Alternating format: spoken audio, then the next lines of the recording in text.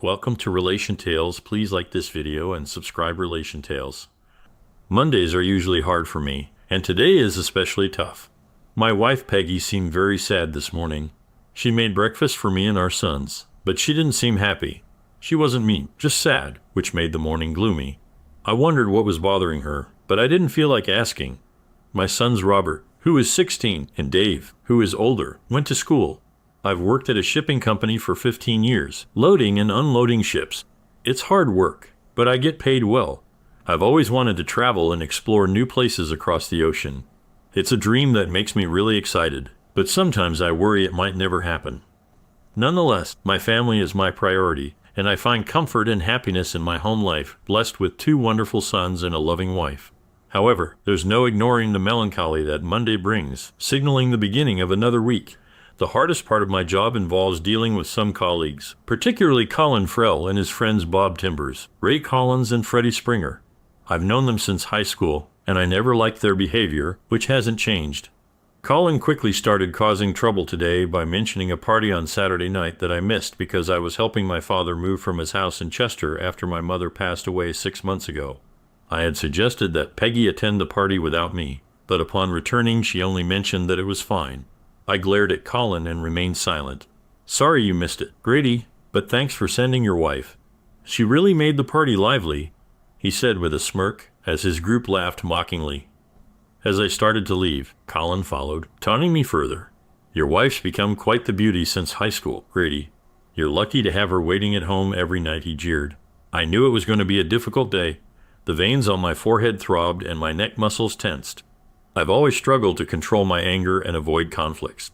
I turned to walk away again, but Colin persisted. He threw something at me, a red, soft pair of panties. Peggy left these behind on Saturday. She might need them to go with that red dress she wore. He laughed, eliciting chuckles from his group. I stood there, not wanting to pick up the red silk underwear on the ground.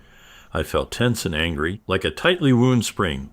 Dealing with each of them by themselves wasn't a problem, but facing them all at once was scary. But in that moment, I didn't care. I started walking towards them, ready to talk to the group, when a big hand on my shoulder stopped me. Josh Hamilton, the boss, looked at me and pointed silently towards the main office. I followed Josh upstairs. Suddenly, their laughing stopped and they looked worried. Inside Henry Clark's office, I sat down across from his secretary, Sally. No thanks, I don't want anything to drink right now, I said, watching Josh and Henry talk seriously through the glass wall. Sally, were you at the party on Saturday night? I asked. She nodded. Can you tell me what happened? I don't know anything about it, and Peggy hasn't said a word, I said. Sally hesitated, not wanting to get involved. Grady, I probably shouldn't say anything. You should talk to your wife about this, she avoided answering directly. But Sally, you were there. You saw everything. Can't you at least give me a hint? I begged, desperation evident in my voice. Sally fidgeted with some papers on her desk, clearly uncomfortable with the conversation. Please, Sally, I need to understand, I urged her, persistently. Sally eased up once Peggy arrived at the gathering, looking absolutely radiant. However, after about an hour, Colin began offering her drinks. She started to open up and appeared to be enjoying herself. Colin would crack a joke with his friends every time he brought more drinks, and they would all erupt in laughter. Sally hesitated momentarily before proceeding. Later, Peggy and Colin went into the back storeroom. After about 30 minutes, Bob, Ray, and Freddie went after them. We didn't see any of them for an hour. Then they all came back, laughing and joking. Peggy had a big smile, but she looked messy. Her hair was messy, and her dress was wrinkled. About 10 minutes later, Peggy and Colin left together. Thanks, Sally. I didn't want to hear that, but it makes sense, I said. We sat in quiet for another 10 minutes. Josh emerged and motioned for me to come in. Grady, I'm displeased with what occurred this morning, he began. Colin, Ray, Bob, and Freddie each received a week off without pay. I'm giving you 2 weeks of vacation. I heard about what transpired on Saturday, and I presume this is news to you. I can't risk anyone getting hurt. I don't hold you responsible for any of this, but I expect you to resolve things before returning. I'll do whatever I can to assist you through this. Now, please leave, he concluded. I nodded a thank you to Henry and Sally as I exited the office. Colin and his crew were nowhere in sight as I headed to the parking area.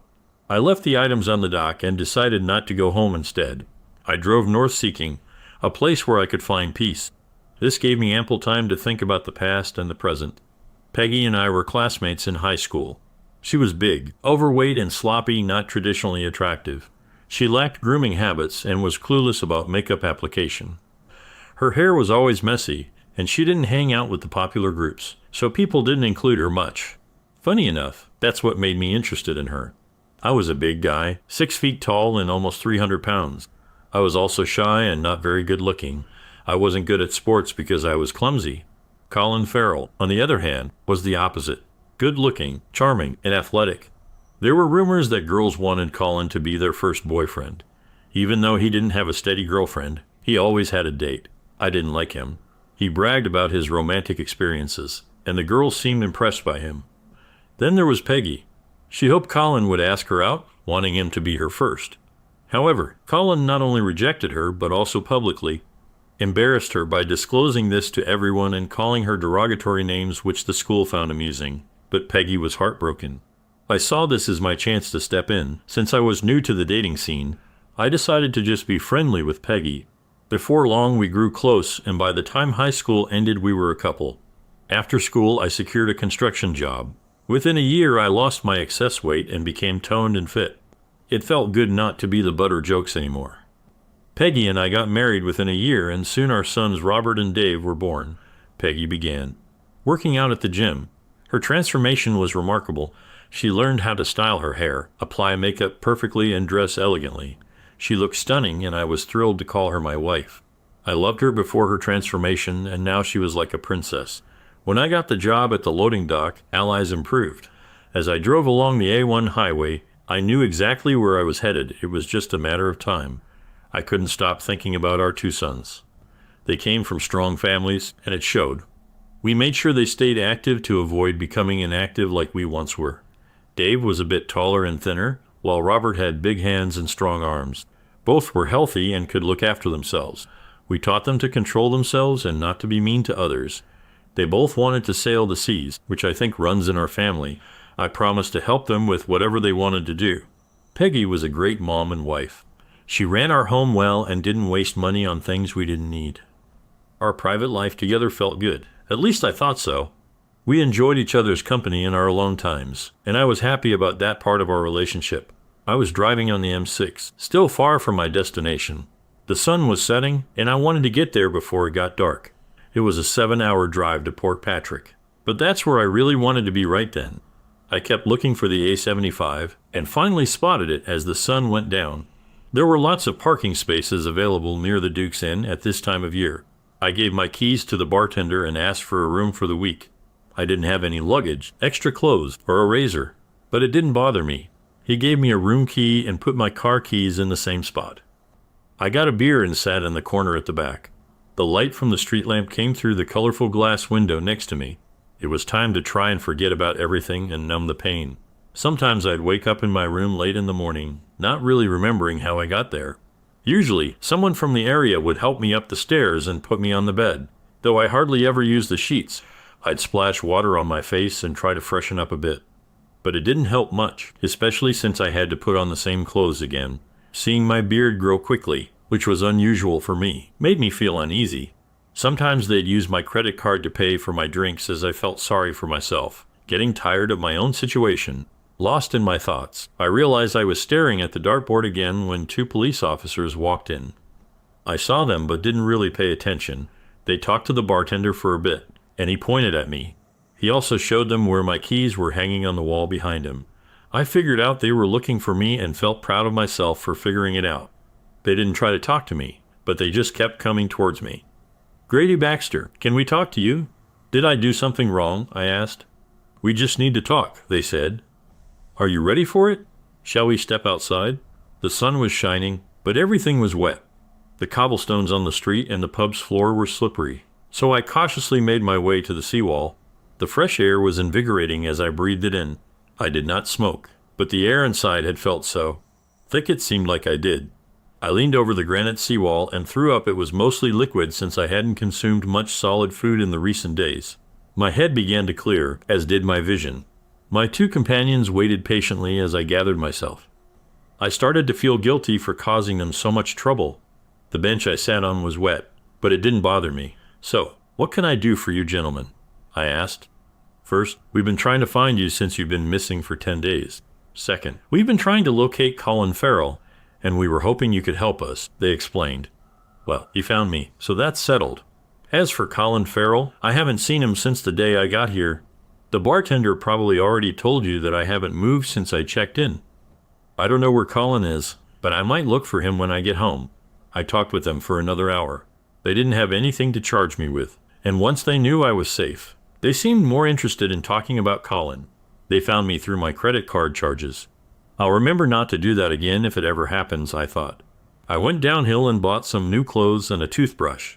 I decided to keep the beard for a while, even though it looked bad. After one last shower, I paid my bill and went home. I stopped about 4 times on the way, getting food twice, but mostly I was just trying to delay going home. There was nothing good waiting for me there, but I did want to see my boys. She was sitting on the couch, with only one light on in the room. She looked at me, her hands in her lap, not moving. It seemed like she had been crying, but it was hard to tell in the dim light. I wanted a beer, but it made me feel sick, so I got a soda instead. I sat down in the chair across from her, waiting for her to say something. "The bullies are staying at their friend's place tonight," I said, "so we can have some time alone to talk." "Why didn't you tell me before I found out?" she asked. "I don't know. I guess I was scared of what might happen. I didn't know how you'd react or what you'd do. I did something dumb, and it didn't turn out well." "Didn't turn out well," she repeated. "What do you mean? You won't get mad, will you, Grady?" "I'm not sure. It's probably best if you tell the truth, but let's see. Brady, remember what Colin did to me in high school?" "Yeah, I've wanted to get back at him for that since it happened. Saturday night at the party, I thought it was the right moment, so I set a trap for him. Not what I heard. Hear me out, Grady. Like I said, it didn't go as planned. I dressed up nicely and Colin started flirting with me. I let him think he was getting somewhere, and he suggested we go to the storeroom. We kissed a bit because I had to play along to set him up. After a while, he was touching my chest over my bra, so I slipped off my panties and teased him with them to make sure he was aroused. Why did you do that? What were you thinking I wanted to get back at him? Wanted him to pay for embarrassing me. Anyway, I noticed he was excited, so I told him to take off his pants so we could have some fun. He did, and then I did something girls are never supposed to do. All right, what on earth did you do? I laughed and pointed at his private part, saying it was too small. I told him I wouldn't let someone with such a tiny thing touch me. As I made fun of him, it got smaller until it was completely soft. It wasn't nice to do, but it felt good at the time. Then I left, feeling better. Bob, Ray, and Freddie were outside waiting. Colin had told them they could go next after him, so they were waiting their turn. I walked past them and went to the restroom laughing. When I came back to the party, they were all standing around with smug smiles on their faces. Apparently, they had spread the rumor to everyone at the party that they had been with me in the storeroom. They claimed it was payback for me humiliating Colin. I was upset and left. I heard you left with Colin. That's not true. I left alone and drove straight home. You left your underwear there for Colin. No, I just forgot them when I left. Why didn't you tell me? I questioned, frustration evident in my voice. After they twisted everything, I got scared. I didn't know how to explain it to you. I confessed, feeling a pang of guilt. So you let me find out on my own in front of all my coworkers. I felt like a fool, like I was being cheated on. I lamented, the memory still fresh in my mind. They teased me about what happened, and I couldn't even respond because I didn't know the truth. I had to learn from a secretary, and her version doesn't match yours exactly. She wasn't there. I was. What I told you is what happened. Darn it, Grady and your wife. You were supposed to defend me and stand by me, Peggy exclaimed. Her voice tinged with heat as she retreated into the kitchen, tears streaming down her cheeks. I sat there, not touching my soda, watching her cry softly by the table. Even though things were tough, I still loved her. She was the only woman I really cared about, and even though she was upset and blaming me, I believed Peggy had a plan to fix our marriage. Sally wouldn't lie to me. I felt like I wanted to question the whole idea of marriage. Sally wouldn't lie to me. I felt like I wanted to ask Peggy about all the things that didn't make sense in her story, but I decided not to. I couldn't change what happened, and making Peggy confess something she didn't want wouldn't help. I wanted to know the truth, but I knew I wouldn't get it from her. So I decided to leave things as they were and let her calm down. I took a second shower and climbed into bed with my wife. She laid her head on my shoulder, murmured her love for me, and together we fell into a deep sleep. I still had several days off before returning to work. The boys were glad to see me but maintained a slight distance. I proposed a journey to London, which they enthusiastically accepted. Peggy was happy seeing the males in her family connect. During our trip to London, I discovered that both boys had been suspended for brawling, a behavior our family strongly condemned. They hesitantly shared that they were being mocked for their mother's behavior at the celebration and decided to confront it. Some boys with loud mouths ended up with bruised faces and black eyes. They hid the suspension from their mother, but queried me about the events at the party. I deferred the discussion. We visited the Maritime and Coast Guard Agency and I asked for 3 applications. The boys were excited. It took 1 hour to fill out all the documents. I had all the required documents like birth certificates and passports. After we each had a quick interview, they provided us with medical forms to be completed by a physician. We dined at Wagamama and then returned home, agreeing to keep this from their mother and friends. The medical exams were conducted the following day and all that was left was to wait. I have always adored Peggy. She was the only woman I ever loved, kissed, or was intimate with. It was hard for me to believe that she could behave so badly. I thought what she did was really bad and couldn't be forgiven. But I was still willing to give her another chance if she could prove her story somehow, even though it seemed unlikely. But by the end of the week, things got worse. Peggy was being careful not to talk about the party or my trip to Port Patrick. She was trying hard to fix our relationship. The next morning at breakfast, she disclosed something unexpected. Grady, I've been thinking, I want to have another baby now. To provide some background, Peggy had been using contraceptive pills for years after the birth of our boys. About 3 years ago, she discontinued them due to side effects. I will not delve into specifics, but she had health issues from the pills. We hadn't been using any other contraception. Shortly after, I consulted a doctor about a shoulder problem, and during the visit, I inquired about a vasectomy, which was completed in just 20 minutes, rendering me sterile. I did not inform Peggy as I saw no need to. For the past 3 years, Peggy and I engaged in unprotected intimacy without contraception, and she never questioned why she was not conceiving. Suddenly, she desired another child as if by magic. Either she was incredibly naive or thought I was. A proposal caught me off guard, but I played along as a man. I am not a pregnancy expert. But it had been nearly 3 weeks since the party and Peggy might have missed her period, attempting to disguise it. This prompted me to reconsider my plans.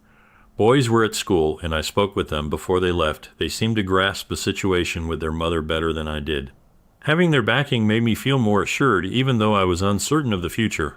I spent most of the day searching for Colin Frell, who needed to be somewhere. During lunch, I talked with Sally at the docks, but she had no news about Colin. There was a rumor that he feared my retaliation, which was unusual as I was generally non-confrontational. I stayed away from where they worked so I wouldn't run into the 3 people I didn't get along with. I talked to a lawyer from around here to start getting a divorce from Peggy. I didn't want to hurt her, but I couldn't keep living with her. Now that the boys were almost grown up, I didn't see why I should stay. But there was one thing I couldn't forget. I wanted to thank Colin and his friends for breaking up my marriage. I knew Peggy was mostly to blame, but I couldn't be mad at her. Her lovers needed to face the consequences for what they did. Freddie Springer, one of them, often stopped at McMurray's for a drink before going home. When it got dark, he left through the bar's side door to go to his car at the back. I surprised him by grabbing his arm and twisting it behind his back, pushing him against the wall. The sound of bones hitting the brick wall filled the air as I held on to him tightly, hitting his kidneys with my other hand, even though he tried to fight back. I kept holding him and hitting him until his shoulder popped out of place with a loud crack. He fell down on the stones in the alley. I walked away calmly as a group walked past, not paying attention. I didn't worry about anyone following me. 2 hours later, I was at the police station where Peggy had to fill out some forms. While I was doing that, Alice suddenly started yelling that she wanted me to go to jail forever. They managed to calm her down, but she kept shouting until Peggy talked to her. I don't know what Peggy said, but Alice looked angry at both of us before storming off. Robert and Dave had my car and drove me home, while Peggy followed behind. The boys seemed impressed with what I did, but I made sure not to encourage them. Freddie ended up with a dislocated shoulder, a broken nose, 2 black eyes, and some internal injuries that doctors were still checking. He had a few broken ribs, but thankfully they didn't puncture his lungs. When we got home, my wife and I didn't talk about what happened. I slept on the couch for the first time in 20 years, but I didn't mind. The next morning I woke up, early pondering my next steps. The Osaka Maru was docking at Felixdale. Captain Jose Costa had agreed to take me on board if I arranged my paperwork. I promised to contact him later in the week. On my way home, I stopped to refuel, and as I finished, I saw someone rushing towards me. I turned just in time for Ray Collins to strike me on the left side with a 2x4. It brushed my left arm before breaking a couple of ribs. I struggled to breathe, feeling incapable of drawing a breath. With my eyes closed, I saw bright flashes of white. Then my knees buckled. The wooden club made an odd thumping sound as it hit the ground. Ray lost his hold on me after hitting me. As I fell, my right hand grabbed onto some cloth. I twisted to the left and hit the ground hard on top of Ray's body with my right fist wrapped in cloth. My left arm felt numb, and I kept my eyes closed to block out the pain on that side. My right hand kept hitting up and down, not caring what it hit as long as it wasn't the pavement. My left side curled up to protect itself, while my right side kept attacking anything it could find. At first, Ray tried to move to get away from me, but soon he stopped moving. I kept hitting him until some people watching pulled me off him. Breathing was still hard, and I was in a lot of pain. A medic gave me a shot, and I fell asleep on the way to the hospital. When I woke up a few hours later, my left arm was in a sling, and my body was wrapped in bandages. Breathing was easier, but I still had to be careful. Peggy was there, looking upset. "What were you doing, Grady?" she asked. "You made a big scene over something small at the party," I said, apologizing. "I didn't do anything." "Why did your friend attack me with a piece of wood? And what's this about something small at the party?" "I need a clearer explanation of what happened," I said, "or I'll keep asking."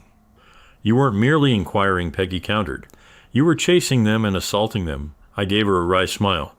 "Why would I want to do that? Stop acting like a bully and stop calling them my friends." Peggy left as the doctor came in. I was battered more than anything serious. Ray had swung like a child on the playground. My arm was sore and my cracked ribs weren't too severe. The pain and difficulty breathing were just from the blow. The next morning, Robert and Dave picked me up, grinning broadly. But I told them to calm down. Ray, however, was hurt badly. He had to only drink liquids for a month because his jaw was wired shut, and it would take a week for the swelling in his face to go down. I accidentally broke his collarbone with one punch, even though I wasn't aiming. I didn't get charged because people who saw what happened said we were arguing. At first, I had to take more time off work because I was sick. Sally told me that Bob Timbers had quit. Colin sent his money to his brothers in Aberdeen, and we still didn't know where he was. Peggy and I didn't talk much anymore, so I slept on the sofa every night. Even though I stopped wearing the arm sling, my ribs still hurt a bit, but I could move and breathe okay. The Osaka Maru ship was leaving in 4 days, so I met with my lawyer to finish the divorce papers. I trusted Peggy with everything, including our house. I knew the bail bond company would take it if I skipped bail. I added my vasectomy papers and a recent lab report to the divorce papers. Then I called my friends in Scotland and started going back to the gym to recover from being hit with a piece of wood. Henry Clark didn't want me to leave, but he promised to keep things secret and watch over my sons if they needed it. Meanwhile, Peggy stopped going to the gym, and our house became messy with lots of laundry and things out of place. We started having boring meals and dull talks every day. Peggy started gaining weight again, which showed things were getting worse quickly in just 4 weeks. The next day, the boys gave me my papers for sailing, excited about it. We all wanted to leave, but I told them to finish the school year first before deciding. I don't know if they heard me, though. I got everything ready for the Osaka Maru and got a list from the quartermaster for leaving the next morning. Robert had left his motorcycle at the end of the dock. It was uncomfortable riding it for 8 hours to Aberdeen. The motorcycle vibrated so much that I couldn't even read the mileage, even though the engine was smooth and the weather was good. I felt relieved when I finally got there. My friends located Bob Timbers and arranged to meet at the Four Crowns. The men's room was at the rear, access from outside. I briefly peeked inside to signal my arrival to my friends, then waited outside the building. The first 2 guys were locals, but then Bobby emerged. I heard the door lock behind him as he walked towards the restroom. I grabbed his right arm, as I did with Freddie, and pressed his head against the stone wall as we moved down the alley. His face scraped against the stone as he stumbled along. I walked about 50 feet and leaned him against the wall. He was groaning and crying in pain in the dim streetlight. I could see his right eye socket was covered in blood, his cheekbone visible below his eye, and the entire side of his face was scraped raw. Please don't kill me, Grady. I'm sorry, he pleaded. I had no intentions of ending him, but I saw no reason to inform him of that. Here's the deal, Bob. Tell me the truth about what happened at the party and you'll survive. Lie to me and you're finished. Okay, I'm hurting. Grady, he whimpered. Talk and I'll get you a doctor, I promised. When Peggy showed up at the party without you, Colin got excited. He boasted about how he was going to get her drunk and take advantage of her. Peggy looked great. Grady, really? She was dressed nicely and seemed ready for a good time. Colin kept giving her drinks, claiming we could have sloppy seconds. We didn't think he could pull it off, but after a while he took her to the storeroom and we followed. You sure you want to hear this, Grady? Yes, keep going, I said firmly. Okay, but please don't hurt me anymore, Bob pleaded. We could hear Colin and Peggy behind the door getting intimate. She was moaning and saying provocative things like in those adult films. It got us all excited just listening. Eventually Colin opened the door. Peggy was on the couch with one knee up, her private area exposed. Her top was down, her breasts visible, and she had a big grin on her face. We each took turns with her, and she even performed oral sex. We never hurt her, Grady. We never forced her to do anything she didn't want to. Colin and Freddie had intimacy with her, but Ryan and I weren't interested in that. After we finished, we helped her get dressed. She and Colin went away together, and I think they went somewhere before we took her home, but I'm not sure. I'm really sorry, Grady. We didn't hurt her, I swear. And we didn't make her do anything she didn't want to do, he said, pleading. I just looked at him. Do you know where Colin is? He shook his head. No, he couldn't lie to me. His story matched Sally's more than Peggy's. His face looked bad in the dim light. He was bleeding more, and his eye was turning black. Pieces of skin were hanging from his cheek, and the exposed flesh beneath was bright red. I knocked on the pub's locked door, said goodbye to some old friends, and hopped on the bike. A few miles down the road, I saw an ambulance heading toward the pub. It was early morning when I parked the motorcycle where I'd found it and boarded the Osaka Maru. Robert would pick up the bike later. My first shift was that night, so I spent the rest of the day recovering from my trip. That motorcycle really took a toll on me. I should have taken the car. Several hours later, I woke up, showered, and grabbed some dinner. My supervisor briefed me on my job duties and left me to it. It was an entry-level position, not too challenging. My coworkers weren't very friendly or supportive. They would answer direct questions, but offered no guidance, and none seemed interested in building relationships. I hoped to bond with the crew, but it seemed unlikely. Everyone appeared to be friendly with each other, but I felt excluded. I decided to be patient and waited.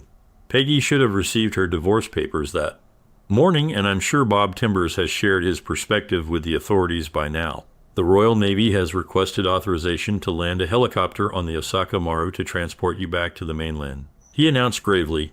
I received a detailed wire this morning outlining the justification for their request. Allow me to summarize some of the key points in the extradition appeal. If there are any mistakes, you can explain later. They want to talk to you about a person named Colin who disappeared. They're accused of being involved in Colin's disappearance. They're also accused of hurting a man named Fred Springer badly, making him lose one kidney and maybe the other. You didn't show up for court on that charge. You're charged with hurting a man named Ray Collins, first said to be self-defense, but now it's seen as more serious. Lastly, on the night you got on the ship, you're said to have hurt a man named Bob Timbers so badly in Aberdeen that he couldn't use his transportation anymore. I don't know how you could have been in Aberdeen at that time, and I don't want to know. It says here that you did all these things with just your hands because of a personal problem. Mr. Baxter, do you have anything to say, sir? I'm sorry for any problems I may have caused, especially with the charges. I just wish I could have found Colin. He would have been in the hospital like the other three. I have no idea where he is. I'll pack my things and be ready for the helicopter when it comes. Captain Coster smiled at me and said, That won't be needed. I told him you never got on board. There's no Grady Bakar on the Osaka Maru now. Get back to work. I went back to my room, took a shower, and got ready for my shift. By dinner, the police report had spread throughout the entire crew, and for the rest of the trip I had more friends than I could handle. I didn't hear from anyone back home until about a month later when my lawyer sent me a message informing me that the divorce was finalized, so I was officially a free man. Peggy received the same news, however. She lost the house to the bail bond company when I left the country. Colin Frell ended up in the hospital with serious injuries, and the police were looking for Robert and Dave regarding the incident. My sons found Colin with Peggy in our bedroom before the house was taken over. Peggy was now living in OK with her sister, expecting a child and dealing with weight issues. Again, I still had pending charges and my lawyer advised against returning. He had no information on the whereabouts of my sons. The news left me with mixed feelings. The next morning at breakfast, the captain approached our table and said, "I just wanted to let you know that Robert and Dave Baxter aren't aboard the Tan Nakamura headed for Cape Town." We both smiled. I always dreamed of a life at sea. Second story, how do I forgive myself for being the other woman? Last year, I went to live with a friend that my father has known for 15 years. This was my first time meeting her, but she is a sweet lady who I considered to be a second mom. Upon moving there, I was very depressed and suicidal, dealing with anxiety, low self-esteem, and loneliness. She, my dad, and her family were trying to help me feel better so I wouldn't be so lonely. One of her kids is 41 years old.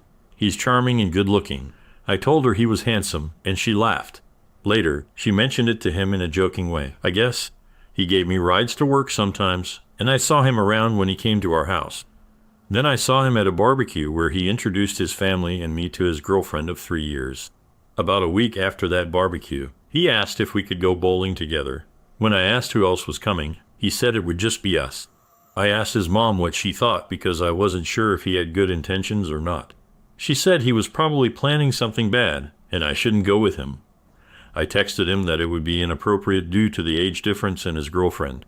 The mother changed her mind, saying she was overthinking it, and he was probably just trying to do a kind thing and help cheer me up like the rest of their family was. So we went. I purposely dressed casually since I didn't want him to think I was interested in anything other than bowling. After 2 games we sat down and he told me that I may. Grown woman capable of making my own choices and that we should spend time together regardless of his mother's opinion. We then played pool at a bar and he invited me back to his place. I agreed, and after talking for a long time he started touching me. We kissed and I told him I didn't want to remove my pants, but he proceeded to do so anyway and was very adamant about giving me oral. The next morning he took me to get breakfast and a manicure, and then we were intimate once again. Part of me liked it and wanted more, but part of me felt bad for doing something behind his girlfriend's back. He messaged me a few days later saying he had a gift for me and wanted us to go to the beach. I told him that what we were doing wasn't right. He told me not to think about it too much and said I was mature and in control. I hoped this could be a good thing unless one of us made it bad. I told him I was okay with oral sex, but didn't want to have intercourse. He did something really mean. He made plans for me to come over, had me get ready and wait until 10 p.m., but he was actually out with his friends the whole time. He did this because I didn't want to sleep with him. When I realized he was playing with me, I started crying. I felt discarded and exploited, and my suicidal thoughts intensified. The reason I complied with this is that, as someone who has felt unattractive all her life, I sincerely believe he was the best I could do, and that I needed to cherish the moment, even if it meant harming his girlfriend. I sought the opportunity to feel wanted for once and longed to be caressed. I am not attempting to portray myself as the victim here. I am merely sharing my thought process throughout this ordeal. His girlfriend is the one who suffered. How do I move on and forgive myself? I am caught in a cycle of shame, filled with guilt and diminished self-worth. I despise having let myself be treated as a secondary option, and I am finding it difficult to progress. It's been 6 months since all this happened. In the third story, he cheated on his partner, got a disease that can't be cured from someone else, and then gave that disease to another person he cheated with. I was with him for 4 years and found out he cheated on me with many women. I also found out he has a disease that can't be cured and gave it to another woman he cheated with. She doesn't know he cheated on her or about the disease. So now they both have genital herpes, and it seems they're trying to make things work because they both have it. Also, the woman has diabetes and HPV, according to what he told me. I really want to tell this woman about what he did and how he cheated on me with her and then cheated on her with me. But I don't know what to do next. It seems like he's getting what he deserves.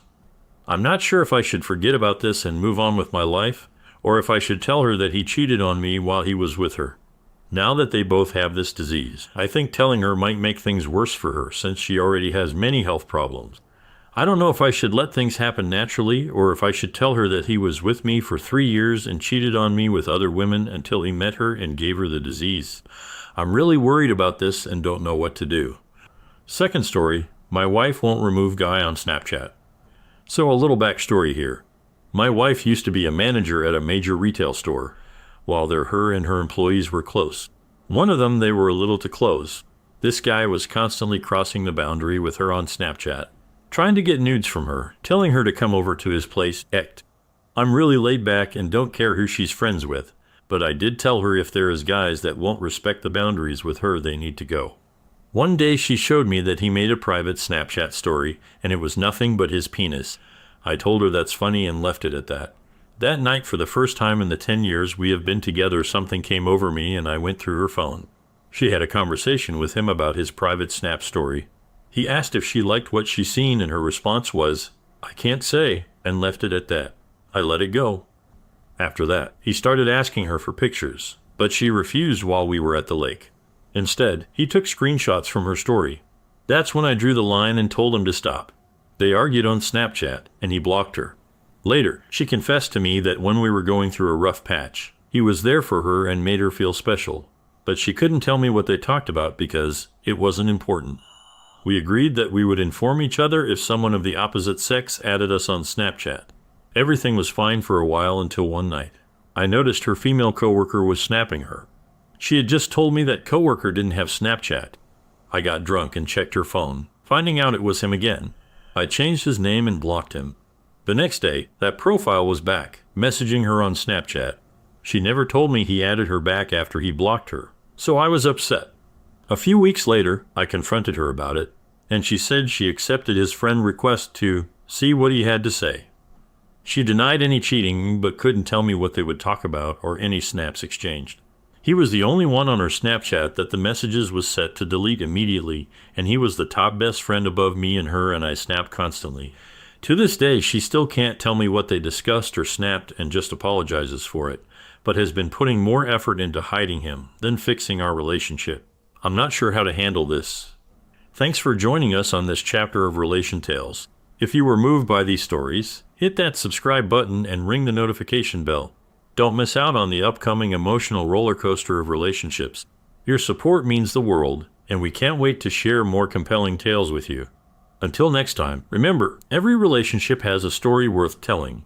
See you soon. Welcome to Relation Tales. Please like this video and subscribe Relation Tales. I felt really upset when I found out my fiancé cheated on me while we were planning our wedding. It made me sad, but also a bit relieved because at least I found out before we got married. Even though I was hurt, I wanted to get back at her, so I did something about it. After we had a great performance on stage, we felt really happy and proud. We cheered and hugged each other, feeling like excited teenagers. Our band, Starhawk, was the opening act for a big show in Lansing. We were thrilled to prove ourselves as one of the best local bands. Our performance was amazing. We got the crowd really excited and got lots of applause when we finished. But then I noticed my fiancée, Catherine, wasn't there. I started to worry. When she finally showed up, she seemed a bit nervous. Her makeup looked perfect, but her hair was messy, which was unusual for her. She kissed me quickly, and I could smell something strange on her. She didn't even mention how well we did on stage, probably because she hadn't seen it. We packed up our stuff and listened to the next band perform quietly backstage. They were really good, and I hope we could be as successful as them someday. I noticed their drummer, Bobby Lee, glancing over at Catherine several times, even giving her a wink once or twice. When he caught me observing him, he smirked arrogantly, not bothering to conceal it. I suppose when you're Bobby Lee, you believe you can get away with anything. At this stage in their career, Ravaged Crew was on the brink of becoming legendary. Bobby Lee himself was already a legend, known not only for his drumming skills, but also for his reputation as a ladies' man with a well-endowed physique. It was widely known that Bobby Lee had been intimate with several A-list actresses and could effortlessly charm women with a snap of his fingers. I couldn't help but wonder if he even needed to snap his fingers to win over Catherine. I approached Steve slowly. He paid no attention to me for about half a minute, gazing straight ahead, before finally acknowledging me. He whispered to me, "She left the tour bus right after you performed. Bobby Lee went out a few minutes before her. All dressed up for the show," he said with a big smile on his face. "She probably had to fix herself up a bit." Darn, I couldn't say much more than that. Our team left not long after the break and headed to our favorite place to celebrate, the State Street Bar and Grill. The place was kind of empty because most of the regulars were at the concert.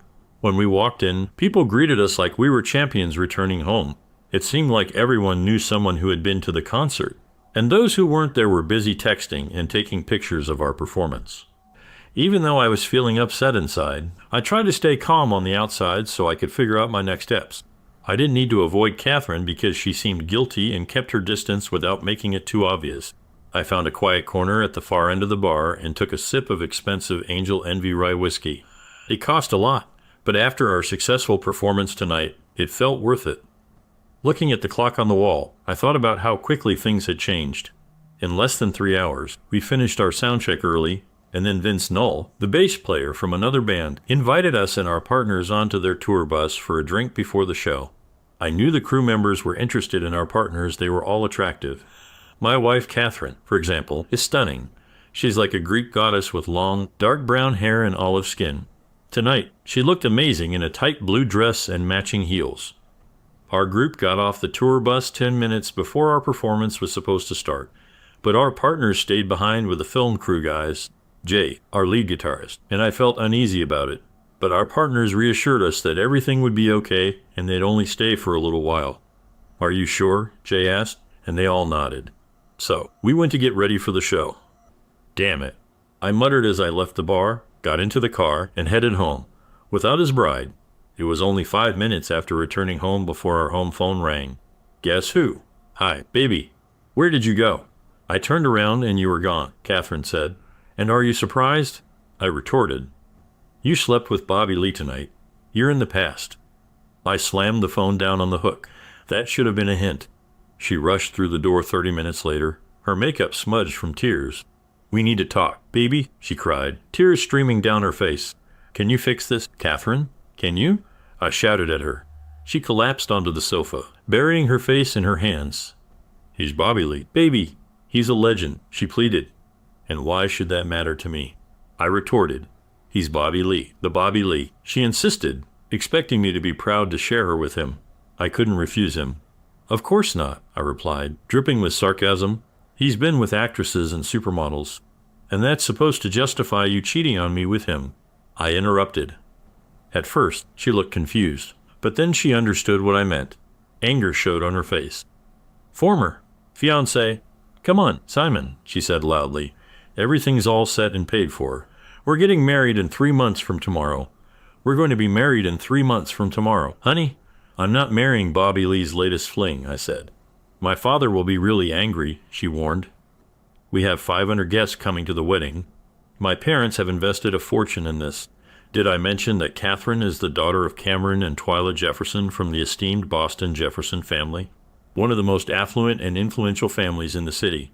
I can't believe I overlooked that detail, as her parents make sure to remind me of it nearly every other day. Despite knowing them for about 18 months, it feels like they've emphasized their wealth and social status in Boston society at least 36 times. I wasn't exactly their top choice for a son-in-law. While my day job as a chemical engineer at a small firm in Lansing paid a 6-figure salary, and my burgeoning music career was bringing in decent money with potential for more, I knew I'd never measure up to the esteemed Jeffersons of Boston. At best, I was tolerated. But perhaps that's how it should be. In Punxsutawney, PA, the most famous thing is a groundhog. My family has 6 people, but we don't have much money altogether. We've been in the United States for 4 generations. We came here from somewhere in Central Europe a long time ago. The Jeffersons, though, have been in America since the early days. They got rich through things like banking and trading, and by being friends with English rich people before the Revolution. I met Catherine in our junior year at Michigan State. She was studying public relations. We first met at a party with a 50s theme. She came with a guy who thought he was Elvis Presley, but he was pretty serious and not very relaxed. Things took a sour turn when he, perhaps fueled by too much alcohol, bumped into me, causing me to spill my beer. He tried to start a fight, but I quickly stopped it, leaving him unconscious on the floor. Catherine chose to leave the party with me that night. After 3 months of dating, we became intimate and committed to each other. I proposed to her on our 1-year anniversary. Our journey together hasn't always been smooth sailing. Catherine, aware of her beauty and coming from a privileged background, sometimes carries an air of entitlement. This has caused friction between her and some of my less refined friends. She fails to understand why I maintain those friendships if I truly love her. In response, I challenge her by asking why she never goes by nicknames like Kathy, Kat, or Kate. She always says, "That's not who I am," I reply simply. "But that's exactly who you are." I snap back to reality when Catherine begged me desperately, "Please, Simon, I love you, only you. We can fix everything. Do you love me? Really?" "How could you hurt me so much if you love me?" I protested. "It wasn't about love, Sai. It was just a chance with Bobby Lee and his 12-inch thing," I spat out. "I get it, Catherine, even though I don't," I said. She blushed deeply, seeming like she wanted to say something but couldn't. Tears were falling down her face. "It was too cold, Catherine," I said. "I'm sorry. See, it's the truth. It was a mistake. Can't we forget one mistake?" she pleaded. I put my head in my hands, feeling a sudden headache from all the stress. It broke all the agreement. Baby, and we're not even married yet. I'm not going to spend my whole life wondering if my wife sleeps with every famous guy she meets. And by the way, you really need to take a shower. I hardly slept on the couch that night. I knew that my decision was the right one. What happened tore me apart, but I still loved that stupid woman. By the time Catherine finally emerged from the bedroom, I was halfway through my 5th cup of coffee. It was evident she had a restless night, looking utterly exhausted. I couldn't help but speculate on what troubled her more, my breaking off the engagement or having to confront her parents. After pouring herself a cup of coffee, she settled on the opposite end of the sofa. "Can we discuss this further?" she asked softly. "I'm not sure there's much left to discuss," I replied evenly. It took all my willpower not to react violently to her presence. "I'm sorry, Say, truly sorry for both betraying you and causing you pain. I was thoughtless and foolish. It was a terrible mistake." My self-control crumbled. "A terrible mistake?" I exploded. "No, this was a colossal mistake. Apologizing, shedding a few tears, and showing remorse won't suffice. Anyway, if we're done here, your parents are expecting your call." "Oh, God. You've already talked to them?" She choked out. I felt they deserved to know the truth, and I didn't trust you to do it. It was really sad for them to find out that their perfect daughter was with a famous rock star. Your mom looked really embarrassed, maybe thinking about how she'd explain it to her friends over tea. And your dad, I thought he might have a heart attack. No dad would want to hear that about his daughter. Her crying got louder and turned into full-on sobs. "Oh no, oh no, oh no, I can't believe you betrayed me like that," she cried out. "Did you really think I'd take the blame for what you did just because you wanted to take up Bobby Lee's offer? Let's be realistic here, especially when your dad is counting every penny he spent on this wedding. At least he said sorry to me for your, mistake, as he called it, right before he said he never wants to see me again. And if he does, he might have one of his security guys hurt me. Luckily, I'm not the one who messed up here. Now, if you'll excuse me, I'm going to Boomer's place to talk with the guys about our upcoming gigs, and maybe someone will know a place I can stay for a while." 2 weeks later, I found a new place to live, and Catherine was out of my life. It hurt, but I was young and knew I'd feel better eventually, even though the bandmates teased me for the next year by hiding rulers in my car and gear. That's just how they show affection. The end? Well, almost. One Saturday morning, about 8 weeks after splitting up with Catherine, I came back to my apartment after a 5-mile run. The phone started ringing and didn't stop until I picked up, surprised. "Hello," I gasped, still catching my breath from the jog. "Sai, is that you? You sound like you're on the verge of a heart attack or something," Catherine replied. Consciously slowing my breathing, I realized my ex-fiancée was on the other end of the line. We hadn't spoken since I moved out following our broken engagement due to her infidelity. I wasn't thrilled to hear her voice. "What does she want now?" echoed in my mind. "I just finished my Saturday morning run," I retorted. "What do you want?" Silence met my abrupt response. I knew my hostile answer likely caught her off guard. See, I'm sorry to disturb you, but I need to tell you that I'm pregnant." This time, the silence on the phone line belonged to me. I stared at the receiver, almost expecting to discern the words traveling through the line. My mouth was probably agape, and I'm uncertain how my legs managed to support me. "Why are you calling me, Catherine?" "We're no longer together," I replied flatly, failing to grasp the gravity of the situation. This didn't happen suddenly, Simon. I'm about 2 months pregnant." "Yesterday, my doctor confirmed what the home test showed," Catherine said.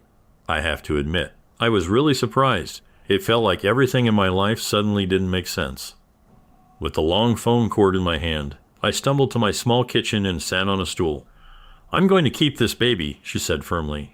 My parents and I expect you to take care of our child. I'll take care of our child, even if your parents don't like me, I said back. Then I realized something. But you're assuming it's my child. I have doubts about that. Catherine, 2 months ago, you were with Bobby Lee, and I know you weren't using protection that night.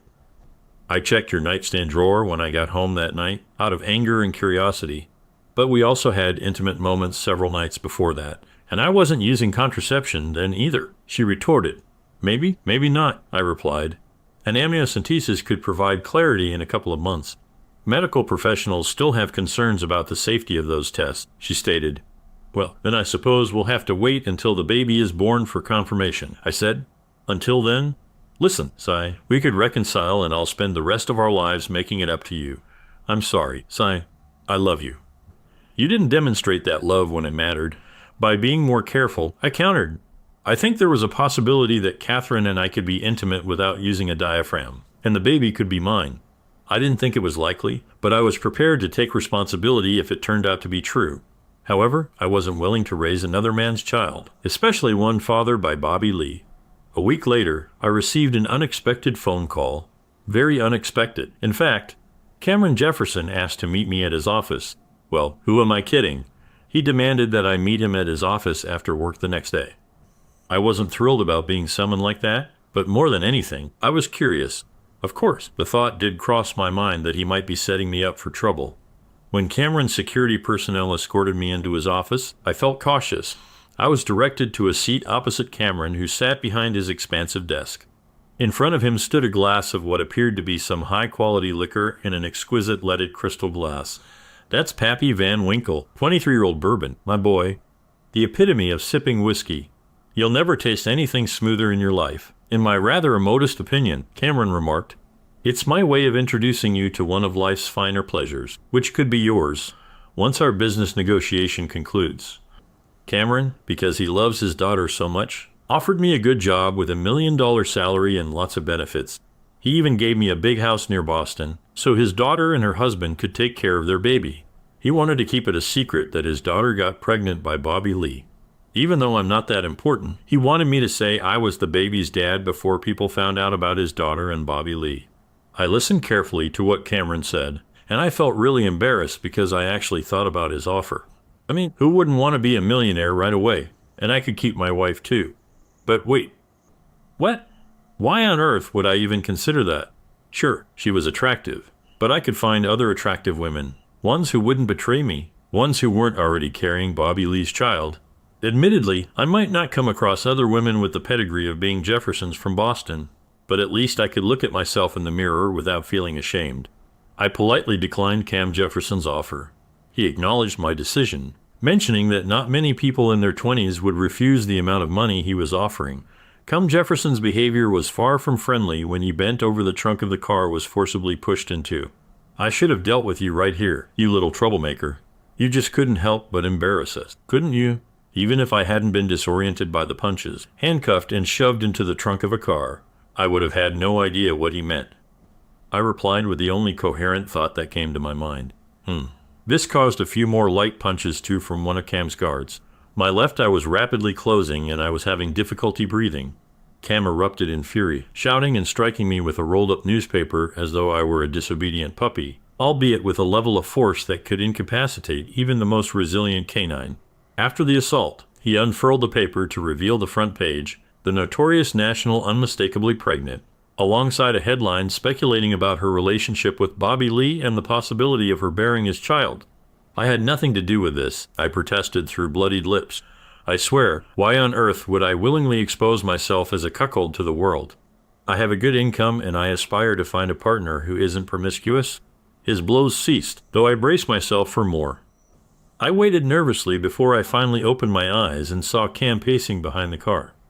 Well, that actually makes sense, he admitted finally. It's probably one of the other guys in the band, or maybe one of their partners. I'll check it out. You guys take him to the nearest hospital and make sure to send me the bill. One of the tough guys pulled me out of the trunk and put me in the back seat of the car.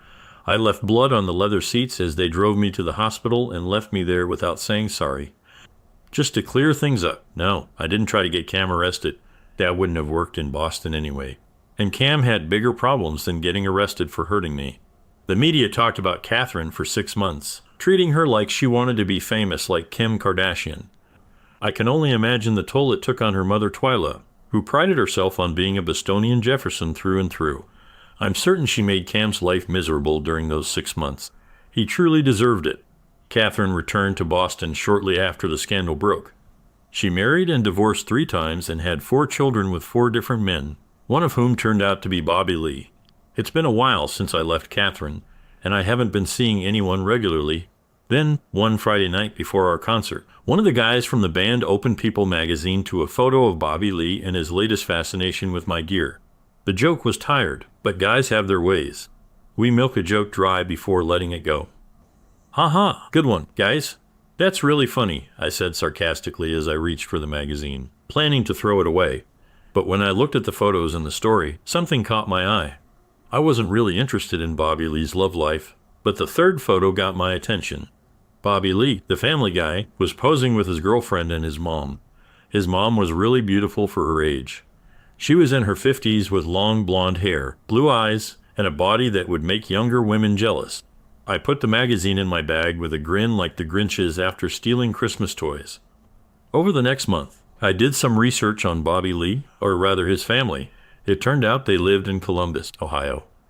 Laura Nostrand, also known as Mons Lee, had divorced Carl Nostrand, or Pops Lee, years ago. Their marriage of 2 decades ended due to Carl's attempts to emulate his son's promiscuous. A glance at Laura's photos revealed a woman aware of her enduring attractiveness at 52. Her attire boasted shorter hemlines than the typical soccer mom's, accentuating her ample cleavage without reservation. The more I scrutinized those images, the more I reluctantly acknowledged my own attraction, until a realization struck me like a sudden blow. Both my bandmates and colleagues expressed regret at my transfer to the Columbus office. I feigned sadness, too. But truthfully, I was rather pleased. With the promotion came a substantial raise.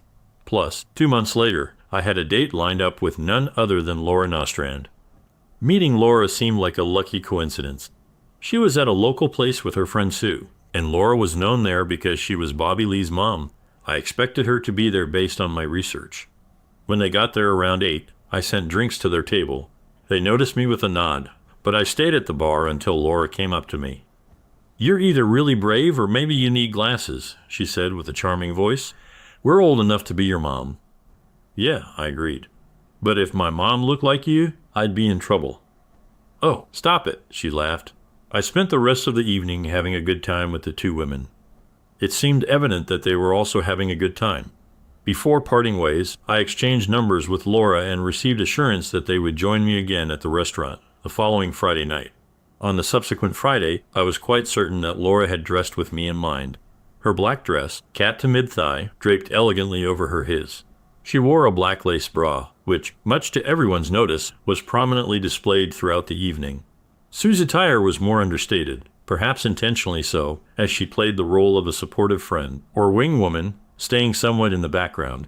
Laura appeared less concerned about our age disparity and became increasingly affectionate, frequently touching my arms and shoulders. While we touched on personal topics, neither she nor Sue mentioned her well-known son. I too refrained from broaching the subject, though I harbored a hidden agenda. As the clock neared midnight and they bid farewell, Sue gave me a warm hug while Laura bestowed upon me an even more intimate embrace and a gentle kiss on the lips. I called Laura to set up a date for next week, and she said yes after a short pause. I said, "Are you sure, Cheeky?" "What would your mom say if she knew you were dating someone her age?" Laura asked. "She'd probably tell me to be polite and hold doors for you, just like she would if you were 18 or 35 or probably the same age as her," Laura laughed. "You can try to guess, but I'm not telling you my age or my weight." "Didn't your mom teach you that there are certain things you shouldn't ask a woman?" "Bra size," I replied. "Age, weight, and bra size. But if you prefer not to wear it, then I don't need to worry about it. At my age, which I still do not disclose, I do not find it attractive to walk without it." "Girls are not as perky as they were at my age," she said. "I think you underestimate yourself. A little strictness will not hurt the appearance. Most guys will appreciate the look without it. Try it and tell me by the end of the evening that I'm wrong." Cheeky and persistent. "I suppose this is what I get for spending time with a young man," she concluded. She looked amazing when she met me at the door the following Friday. She was wearing an emerald green dress that accentuated every curve. "Hey," she said, "my eyes are here. Young man?" "Yes, but something else caught my attention." "Right here," I replied, grinning. "Just tell me I don't look good." "It's ridiculous," she said in a hoarse voice. "You look absolutely amazing." "Irresistible," I whispered. I tried my best to impress Laura, starting with dinner at Pascalone's, the best Italian restaurant in Ohio. Then we went to Swing Columbus, a lively jazz and blues club with a dance floor. I may not be the best dancer, but I can keep up. And I knew that most women like to dance. She seemed to be having a great time. I also found that she appreciates good spirits, savoring the 18-year-old Glen Morangi single malt, as it should be pure and delicious.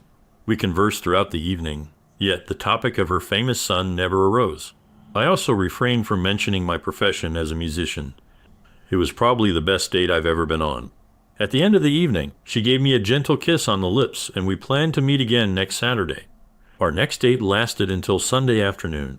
We had planned to go out for dinner and dancing, but she suggested we go back to her place for drinks and dessert instead.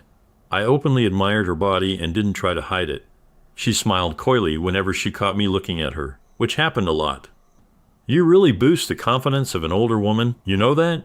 she said at one point during the evening. "Just doing my part," I replied. We shared about half a bottle of Glenfiddich 18-year-old single malt whiskey, along with her homemade New York-style cheesecake. To my surprise, she also had a talent for baking. During our conversation, she casually mentioned that her son was Bobby Lee, the renowned drummer of Ravaged Crew. I feigned astonishment, having previously mentioned my own involvement in music as a part-time musician. However, she soon revealed the truth about her son. I confessed that we had crossed paths briefly years ago when I resided in Michigan. I expressed my admiration for Ravaged Crew, which was genuine until an undisclosed incident involving my fiancée. We ended up in her bed. At first, she was a little shy about her body, given her advanced age, but she quickly overcame this as soon as she saw that I found her body attractive. We had a great night. I awoke in the embrace of an extraordinary woman, a goddess in her own right. We began to fill our leisure time predominantly in each other's company. I sensed her attraction towards me mirrored my own feelings for her. This was certainly not part of our initial intentions. I must confess, my initial motive for pursuing Bobby Lee's mother was rooted in vengeance, but what transpired with Laura went far beyond revenge. She captured my heart. Initially, I contemplated keeping silent about our relationship, fearing potential repercussions if she ever crossed paths with my parents, but I realized the necessity of honesty if this relationship was to progress. Admitting the truth wouldn't be simple. It took me 3 weeks to muster the courage to broach the subject. When I finally spoke, we were both naked, just after we had a private moment together. It felt like the right time to tell her how I really felt. We were lying in bed facing each other, both breathing heavily. Laura gave me a small smile. I could tell she had given me everything, like she always did. I need to tell you something. Laura, I started, stumbling over my words, and I want you to wait until I'm done before you say anything. Can you do that? She looked at me closely and nervously. She nodded and I flinched. I told her the whole story about her son and my ex-fiancé. Then I told her about my plan for revenge, and her eyes widened and filled with tears. "You jerk," she began, but I put a finger to her lips, silencing her. "I never planned on falling in love with you, Laura. You've ruined everything because of me," I said. Tears she had been holding back flowed from her eyes. "Do you love me?" she squeaked. It was my turn to nod. "So let me get this straight. My new grandson, whom I haven't even met yet, is the son of my son and your ex-fiancé? Are you certain?" "Pretty wild," I replied. Her expression darkened with sorrow. "I'm sorry, Simon," she said. He picked up this behavior from his absentee father, who believed in spreading himself thin with every woman. I tried to instill better values in my son. She winced and looked down, then brightened as she met my gaze. "Can we take a step back?" she asked. "What's on your mind?" I inquired. I shrugged. "You said you loved me? Was that true?" she questioned. "That's what I said." I murmured. She climbed onto me, and we revisited our evening together. We exchanged a few more kisses before retiring for the night. I awoke to find her emerald eyes fixed on me. She greeted me with a bright smile. "Assuming I reciprocate your love, of course," she remarked. I returned her smile. "So, what's our next step?" she inquired. "This is uncharted territory. I'm old enough to be your mother. Isn't that a bit strange?" "I never thought about it. I realized my mom would probably be surprised to hear about the age difference with my girlfriend. Well, I guess we won't be having kids, I joked. She looked serious. I'm not ready to be a grandmother, she said firmly. Fair enough, I said, but I still think you should marry me. Her expression softened. She looked at me, blinked twice, and then started crying. I did the only thing I could think of. I hugged her tightly. We stayed like that for several minutes. I do love you, darling, but marriage isn't in the cards for us, she stated seriously. Why's that? I'm into classic rock, I quipped back, but she returned with a stern gaze. The age gap doesn't faze me, Laura. Sure, you might be as old as my mom, but you're nothing like her. You dress differently, act differently, and honestly, you look younger than her, I reassured. So your mom dresses more modestly. Would you like me to dress like that? She answered back, she's my mom, Laura. You're my girlfriend. And you're pretty, I started. You're nice, too, but you flirt a lot. Let's be honest here. In 10 years, I'll be 62 and not exactly a heartthrob, while you'll be 39. Will you still want to be with an older woman, she asked. Who says you won't still be attractive? And getting older is a choice, Laura. But seriously, I've thought about this. I'd be utterly miserable without you, and I bet you'd feel the same, I affirmed. Yeah, but that doesn't necessitate marriage. Sigh, we can cohabit. It's the norm these days, she suggested. Now it was my turn to give her a firm look. That's not how I see it, Laura. I want you as my wife, my partner for life, my everything. She stared at me in disbelief, shaking her head. I nodded mine. Tears welled up in her eyes once more. Are you sure this isn't some twisted form of revenge? Sigh? My mother had reservations about my desire to marry a woman who was her age, but appeared and behaved a decade younger. Keep your compassery, Daniel. Remember, she's engaged to your son. Mom scolded Dad. Dad blushed deeply. I'm not as bad as the guy who stole C's first fiancée, he quickly retracted. Laura was taken aback. She blushed and stumbled through her own apology for her son. Damn. I didn't plan on explaining all of that, I said quietly. We had a small wedding with just a few friends and family. Yes, she invited her famous son, who came to the wedding. When Laura introduced us, I could tell he didn't remember me at all. I decided not to say anything because I had moved on from seeking revenge, but Laura couldn't resist bringing it up. You and Bobby have at least two things in common, she said, catching his eye. You're both musicians, and you both had relations with the same woman, though Simon had the sense not to get her pregnant. Bobby seemed confused, maybe because he was unusually sober. That son of yours with that rich Boston girl, Katharine Jefferson. She was Simon's fiancée when you got her pregnant, back when his band was opening for yours in Lansing, right? You're just like your foolish father, Bobby. I thought you were better than this. It costs me millions in child support every year, and her parents are already rich. They're not nice people, Bobby said. Definitely, I agreed. And honestly, I should thank you. I narrowly avoided becoming part of that family by marrying her. Simon stood on the beach, looking at the waves crashing onto the shore of the big island of Hawaii. His wife Laura was waiting for him, smiling brightly as she waved. Even though she was 72, Laura might not have been as young as before, but Simon still thought she looked amazing in her swimsuit. This 2-week trip was to celebrate their 20th anniversary. Simon quietly laughed to himself, thinking about how his plan to get back at Bobby Lee had turned into the best revenge. He had a life full of experiences with his real soulmate. Second story is my wife 27F texting male friends cheating. Hi, my wife and I are both in graduate school together, different degrees, but same campus. She recently returned home from a trip over spring break with a mix of guys and girls.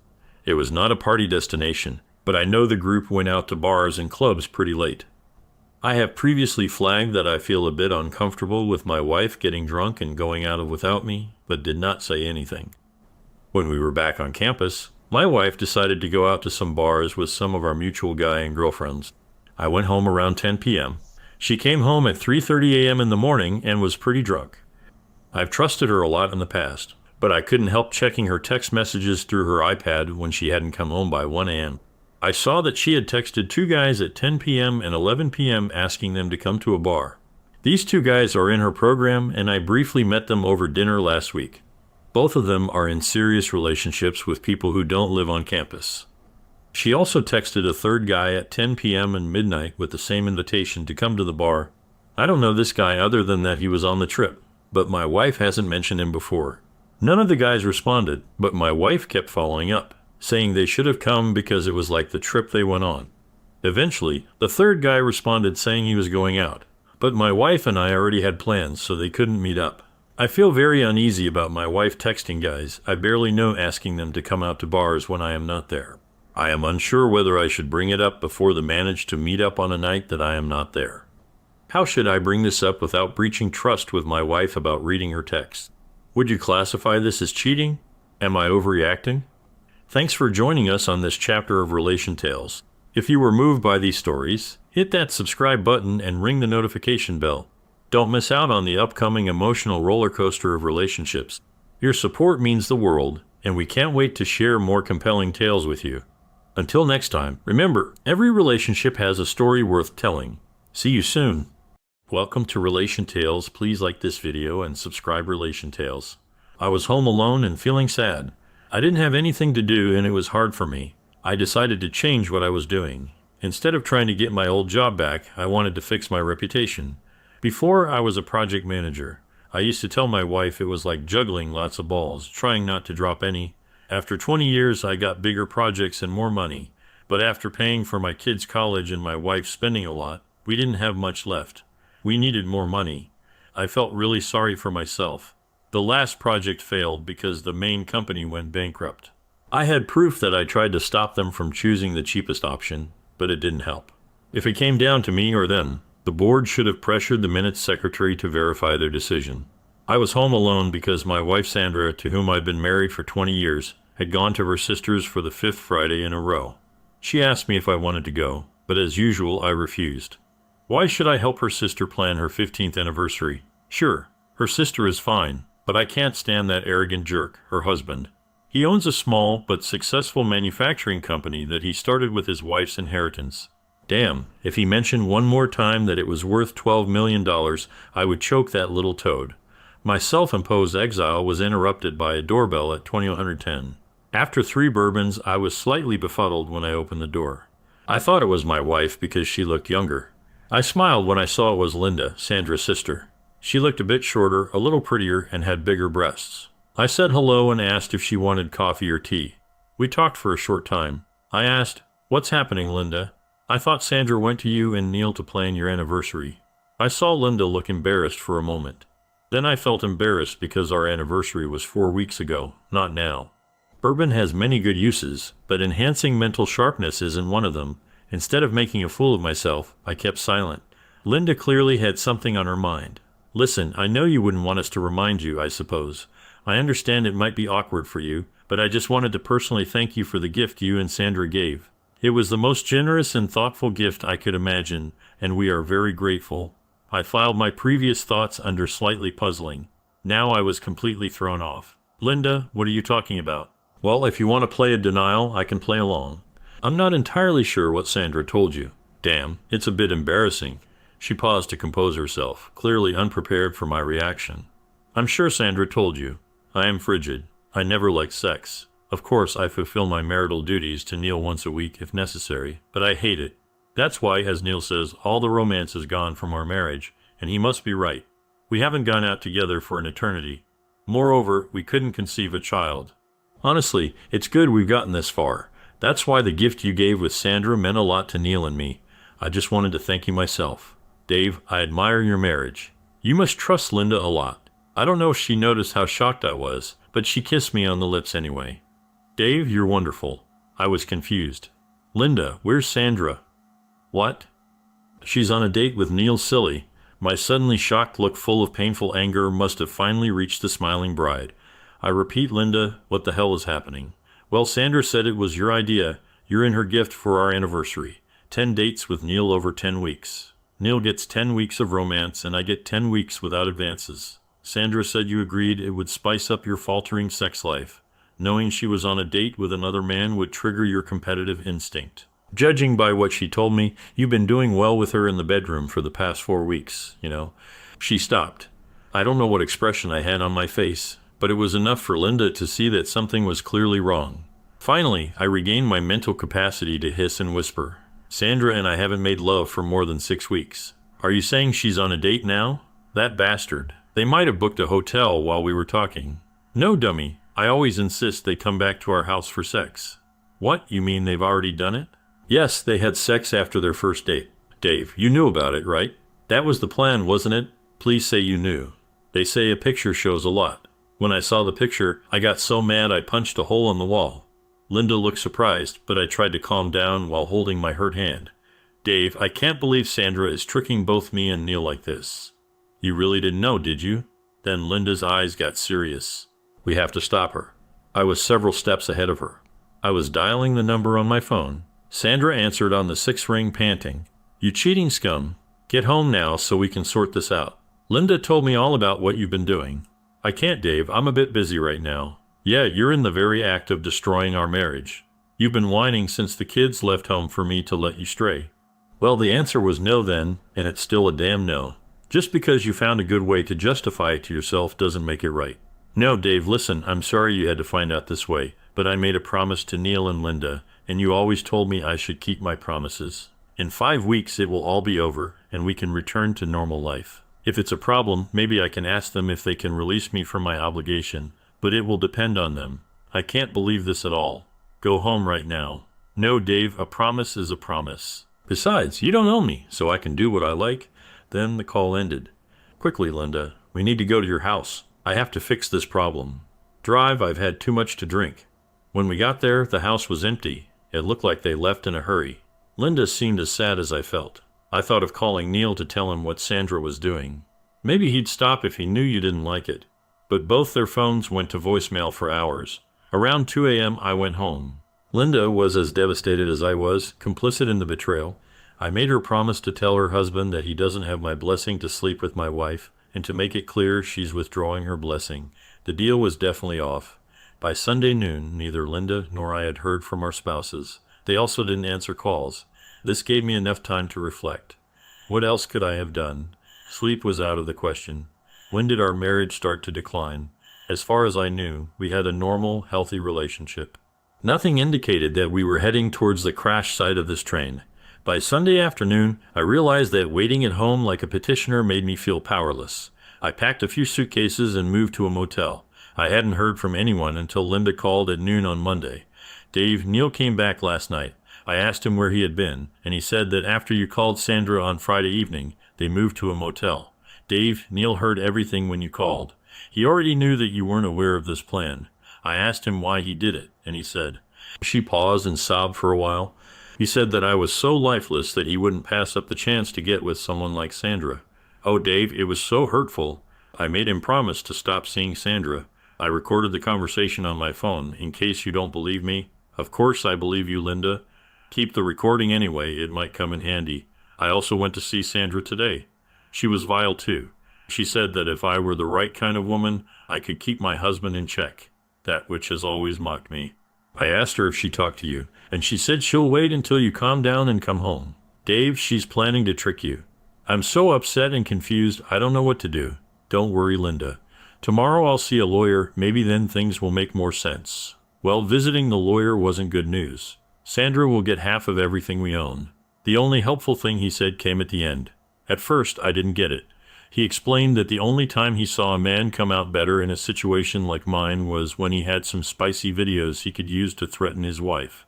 Then he asked, rather suggestively, if Sandra's parents were still alive and if they went to church at all, while raising his eyebrows and looking at me. What a guy. On Wednesday, I sneaked into my old house and installed cameras in the bedroom and living room.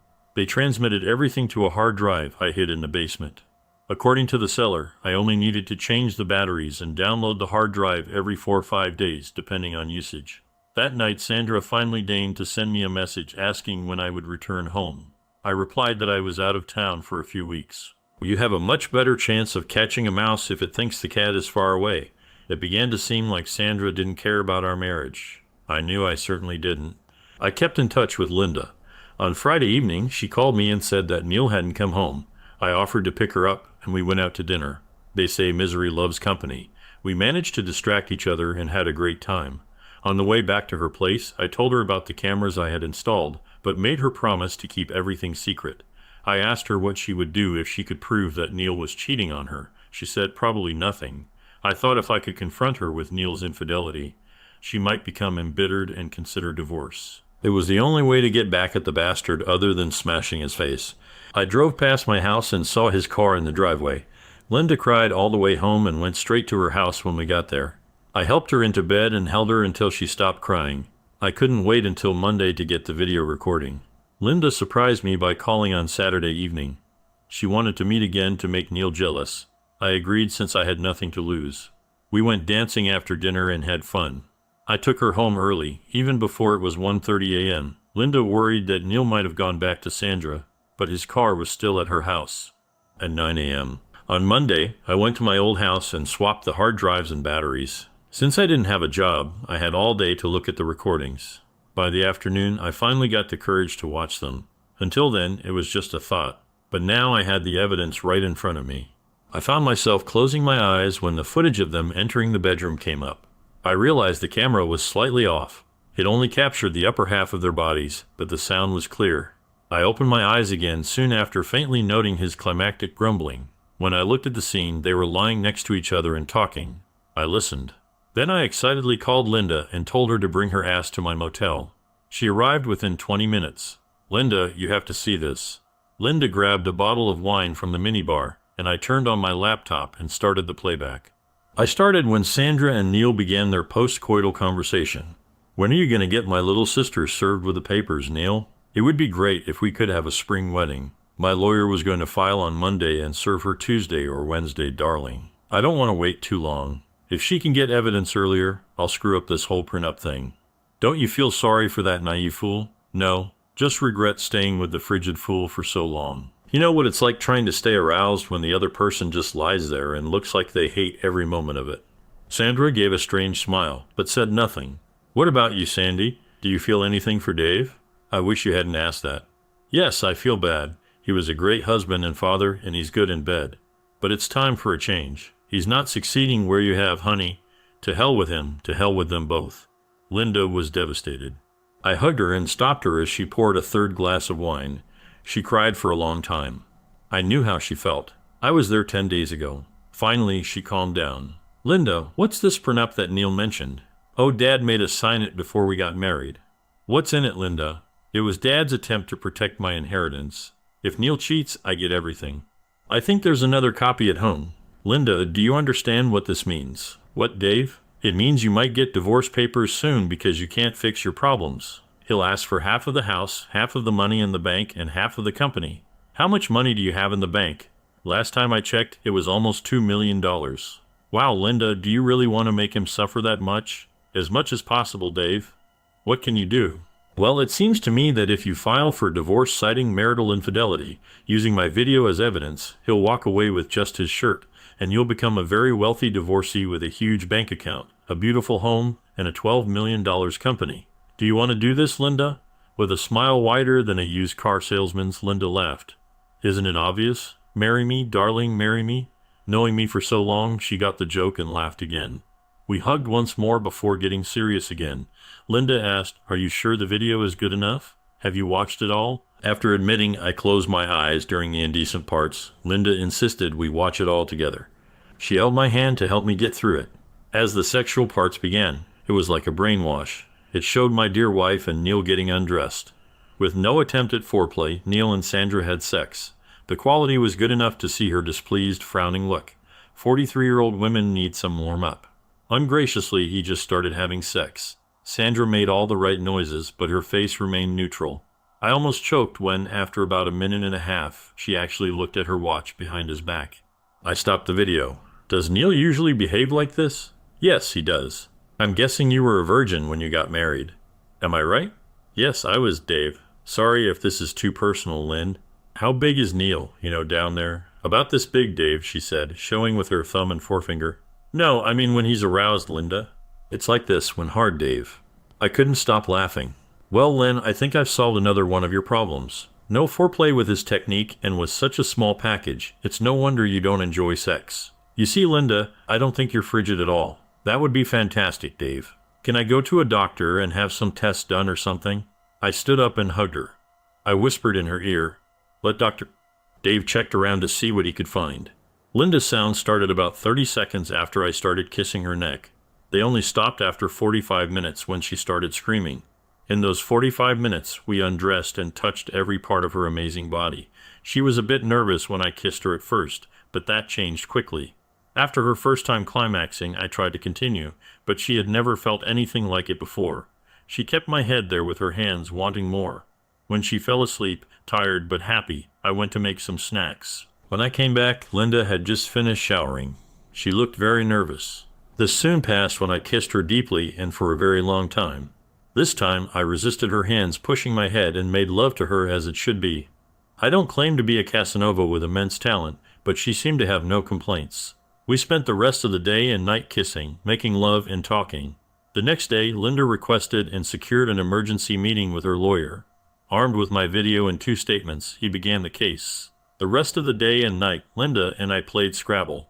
Honestly, guys, what did you think we were doing? Linda was on a mission to make up for lost time.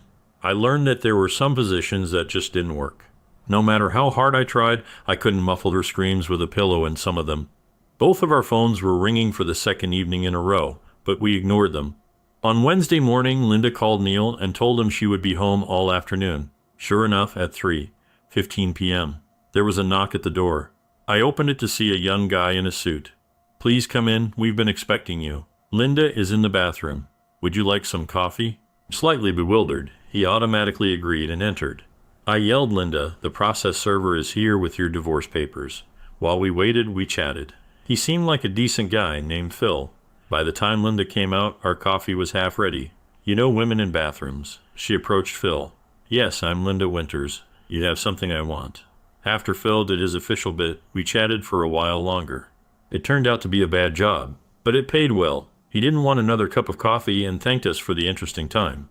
Linda got one of his business cards, which was strange but nice. We left the sealed envelope on the table and went back to the motel. In the evening, I waited for Sandra to come home from work. I took the chance to change the hard drive and batteries. I didn't listen to her half-hearted apologies. Instead, I showed her the edited highlights of her home video. She got really angry when I said if she wants to divorce me, she better be fair, or I'll make the video public. She kicked me out, her careful plan falling apart. The next day, Linda, Phil, and I waited for Neil to come home. Phil enjoyed it too. I stayed while Neil packed his things, always positioning myself between him and Linda. I wanted him to try something, and he knew it. 65 minutes later, he was gone. 35 minutes later, all the locks were changed. The bank and business accounts had already been frozen. Answering Sandra's call at 9 p.m., I was puzzled by her friendly tone. She said she just wanted to apologize in person for the terrible way she had ended our marriage. For old time's sake, I went to the house. There was no answer to my knock, so I tried the door. It was unlocked. I heard Sandra's passionate screams echoing up the stairs. Playing their game, I approached and peeked into our bedroom. Relieved, I felt nothing but contempt for what I saw. After half a minute, Sandra pretended to see me for the first time. "You didn't plan to miss this, did you, Dave? Don't worry about me. I've got a real man now who satisfies me." "Don't worry, honey." I left quickly while ignoring the yelling and things being thrown, wondering what was going on. The next day, my first job at the new job was to fire the person who worked there before me. The company, which had a lot of money, was under Linda's name. Neil should have known his company had strict rules about what's right and wrong. He wrote those rules after all. Even though I didn't know much about making things, I spent the morning talking to the senior staff and picking someone else to be in charge temporarily. They all supported me. I had just finished the important stuff when I got arrested for supposedly hurting Sandra Brown and Neil Winters. I had to admit, it was a clever plan. It explained what happened the night before. It was somewhat awkward. At the police station, I was viewed as a wife beater. That same day, I posted bail, using almost all the savings I had left in the bank. I was a bit surprised Sandra hadn't drained it yet. The next day, I received a restraining order against Sandra, Neil, in my old house. It was valid for 6 months. I moved in with Linda while the lawyers handled their business. The sex was fantastic. Linda had a mission to make up for lost time. Maintaining outward calm, I endured the shame of extramarital sex. We were not interested in what the exes were doing, although we heard they were no longer together. Sandra might have chosen a rich man over a poor one. 3 months later, Linda's divorce and the legal case came up. Neil didn't contest the divorce, but he strongly denied the charge of cheating. He argued that since he and Sandra had sex with Linda's approval, it wasn't cheating. Both he and Sandra said this in court. But I testified for Linda, saying that we both told them to stop when I found out, and Linda realized I didn't want to be involved. I was so proud of Linda that day. She bravely told the whole story of her seeming lack of interest in sex, and then revealed it was because Neil wasn't satisfying her. The press, always interested in scandals, loved it. Linda's recording, where she begged Neil to end the affair, helped sway the decision, and his defense was dismissed. Crushed and with his manhood destroyed, Neil left town. For another 3 months, we saw neither Neil nor Sandra. Sandra gave me a spiteful smile from the witness stand during my trial. She was very convincing, tearfully describing how I found her in bed with Neil. She knew she was wrong, but definitely did not deserve to be beaten. The judge scolded me when I applauded her performance at the end. Neil was somewhat less convincing as he described how he couldn't measure up to my size and fury when I caught him with my wife. This time I respected the judge and refrained from applauding. The prosecution lawyer tried to object when my lawyer presented the recording from the hidden camera in the living room as evidence, explaining why it had not been submitted during the investigation. My lawyer apologized to the judge and explained that I couldn't retrieve the hard drive until the day before because the restraining order was still in effect. In reality, Linda had taken it 2 days after my arrest, but my lawyer was unaware of this. I watched Sandra's and Neil's faces as they watched the unfolding drama. This time I had positioned the camera correctly. It clearly showed them plotting at the kitchen table after I left. They were smart enough to remove the bedroom camera, but I didn't know if they thought to look elsewhere and had missed this one. After a prolonged silent discussion in the courtroom, we saw Neil wrap a towel around his hand and knock Sandra to the floor. Being a fighter, she got up again, ready for the second round, happily using a frying pan on Neil. Wasn't Neil supposed to go first? The courtroom erupted, so I strained to hear my case being dismissed, and the judge ordering the bailiff to arrest them. There are 2 crimes judges hate. Disrespecting the court and lying under oath are serious crimes. They have important jobs, and questioning a trial because of these actions is disrespectful. I could have given the video earlier and accused them of planning to interfere with the justice system or lying, but I didn't. Linda and I agreed that their rude and dishonorable behavior deserved a strong response from us. After I explained everything to the media, the police chief wanted to talk to me. He said sorry for arresting me wrongly. I forgave him right away, and we talked for a bit. Then Sandra was let go. She walked towards Linda with a clear intention to harm. I stood between my old lover and my current partner. "Sandra, you wouldn't hit a pregnant woman, would you?" Sandra stopped. Her face went through several shades of extreme upset. Then she just turned away before we could see her tears. 2 months later, I read in the newspaper that the happy couple received a minimal sentence for perjury, 12 months in jail. Well, time to start this divorce and sell this house. I thought Sandra was right. Her affair with Neil did awaken a competitive instinct in me. Unfortunately, it was not the instinct to win back my spouse through sex, but the baser instinct to kill and tear apart. 2 nights later, sweaty Linda and I continued our ongoing discussion. We continued our passionate activities in the bedroom, while Linda said she needed to make up for 15 years without pleasure. But according to my count, she was only 8 years overdue. She said it was at least 12. As I lay there, rubbing her belly, we talked. "Isn't it silly, dear? If they had done things properly, like getting a divorce first and then doing their thing, things would be different now. I think we would have been very upset, but they would be free and rich, having all the sex they wanted. I have a feeling Neil is getting all the sex he can handle now. They say Bubba can be very persistent. Be quiet now and let's make up for those 12 years. It's only been 8 years. You always want more." Yesterday, "What do you want to do for our 15th anniversary, Dave?" "Nothing special. Just nothing at all." Second story, my BF24 just told me 25F that he cheated on me with the lead singer 19F of his band. He told me 2 weeks ago, but the cheating happened in early February while they were on tour. Our daughter was only 4 months old at that time. Just over 2 years ago, we started our relationship with the understanding that we'd stick together through thick and thin, except for cheating or lying. I felt reassured knowing we had each other's backs, and I never had any desire to cheat. My partner, whom I'll call Brian, was upfront about his past mistakes, including one instance of infidelity in a previous relationship, which he deeply regretted. Last February, when we found out I was pregnant, which was planned, Brian had just joined a new band with a girl named Julia. Despite this, I trusted Brian and had no issues with Julia. She was friendly to me and even attended our baby shower. I was fully supportive of Brian's band endeavors.